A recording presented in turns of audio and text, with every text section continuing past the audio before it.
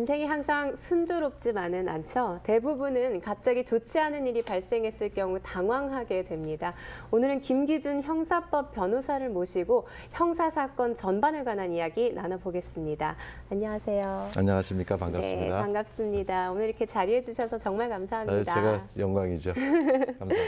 네, 변호사님은 어떻게 형사법을 선택하게 되신 거예요? 그럼 뭐 여러 분야가 있겠지만은 네. 간단하게 말씀드리면 민사는 상대방을 소송을 해서 금전적인 보상을 받는 일인데 네. 제가 살면서 남들을 소송만 하면서 살기는 좀 싫었어요. 네. 그래서 용의자 또 피의자들을 대변하는 사람이 되자 해서 형사법을 전 선택을 했습니다. 아, 좋은 의미에서 형사법을 선택하신 거네요. 뭐 민사 하시는 분들 제가 비하하는 얘기는 아니고 주관적인 그렇죠. 얘기니까 이해하시기 네, 네, 바랍니다. 예. 그렇다면 형사사건과 민사사건의 차이가 뭐예요? 뭐 일반적으로 다 아시겠지만 형사 사건은 경찰이 개입하는 사건들을 다 형사 사건을 보시면 돼요. 쉽게 말씀드려서 교통위반 티켓 받다든가 음주운전으로 체포가 된다든가 어쨌든 경찰이 출동을 해서 체포가 되는 상황이든 티켓을 받는 상황이 되는 모든 상황을 이제 형사 사건이라고 얘기를 하고 네네. 민사는 상대방의 부당한 행위라든가 계약 위반 등을 통해서 금전적인 손해배상을 추구하는 사건들을 이제 민사사건이라고 통틀어서 얘기할 수가 있겠죠. 네, 경찰의 개입 그리고 그렇죠. 이제 민사사건은 금전적인 문제 그렇죠. 이렇게 나누면 되겠네요. 네, 네.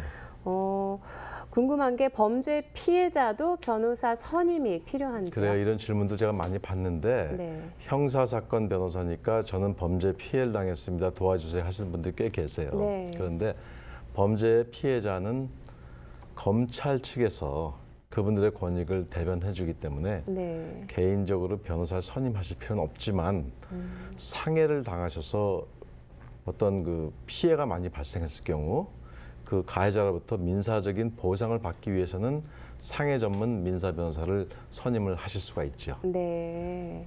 그러니까 보통은 사실 피해자는 변호사를 선임할 필요가 없다. 일반적으로 그렇죠. 네, 예. 네. 손해배상을 별도로 청구하기 전에는. 네, 네. 근데 그런 경우가 발생할 경우도 있어요. 네, 그때 네. 이제 상해법 변호사들이 그런 걸 도와드리고 계시죠. 네.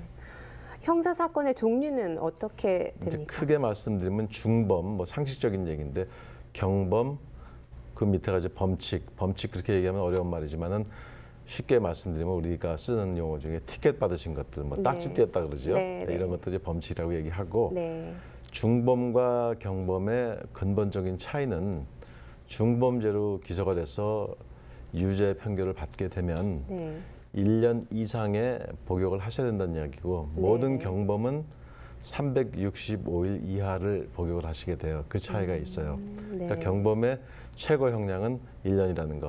네, 네. 그 이상 넘어가면 이제 중범이 되죠. 네. 범죄의 내용에 따라서 또 피해자의 피해 상황에 따라서 네. 두 가지가 이제 갈리게 되죠. 네, 네. 모든 사건을 아우르는 거죠. 중범, 경범. 그게 그렇죠. 폭행 사건이 될 수도 있고. 맞습니다. 네, 예, 네. 예. 알겠습니다.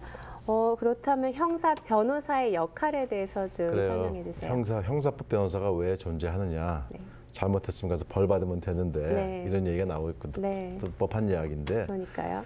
아무리 이 범죄 용의자라 하더라도 미 연방 헌법이 보장하는 그분에 대한 개인의 권리가 있어요. 적법 절차를 다 밟아야 되고 네. 또 경찰들 공권력의 부당 행위 이런 것들 견제하고 더 나아가서는 공정한 또 공평한 재판을 받을 수 있는 기회를 저희들이 보장해 주기 위해서 옆에서 조력을 하는 거죠. 네.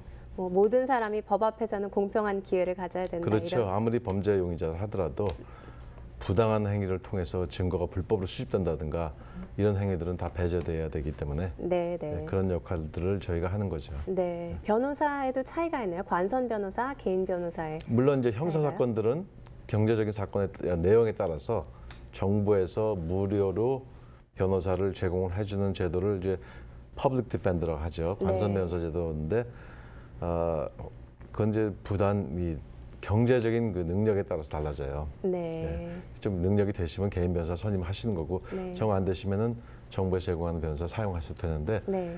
사실 큰 차이는 없어요. 그분들도 경험이 많으시고 네. 실력이 있으신 분인데 차이가 있다면 일이 너무 많으니까 내 사건만 신경 써줄 사람이 필요할 경우 돈을 들여서라도 이제 개인 변호사 선임하는 거죠. 더 성의 있게 할 수 있다. 성의껏 있고 시간이 또 투자할 수 있으니까 네, 네. 성의는 이제 자기의 양심 문제인데. 네, 네. 알겠습니다. 오늘 이렇게 자리해 주셔서 감사합니다. 네, 감사합니다. 반갑습니다. 네, 예. 감사합니다.